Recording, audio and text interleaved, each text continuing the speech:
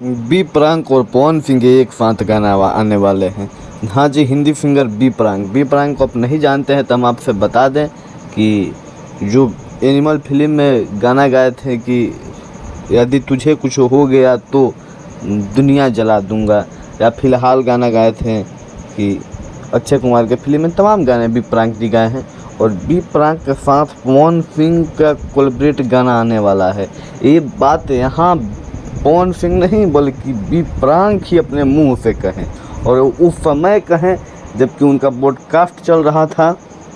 आपको बता दें कि शुभांकर मिश्रा के साथ, और शुभांकर मिश्रा ने जब पूछा कि एक पवन सिंह हैं भोजपुरी सिंगर, उनके साथ क्या आप गाना गाएंगे, तो बी प्रांक ने बोला कि अरे यार उनका फैन हूँ, राजा जी के दिलवा, और राजा जी के दिलवा टूट जाई। इस गाना को बखान करते हुए बी प्रांक ने अपने मुंह से तो 4 शब्द गाया भी भोजपुरी सॉन्ग। और हम आपसे बता दें कि भोजपुरी में पहला बार वो गाना गाने वाले हैं, वो भी पवन सिंह के साथ कोलैबोरेट करने वाले हैं। पवन सिंह और बी प्रांक एक साथ गाने वाले हैं, ऐसा हो सकता है।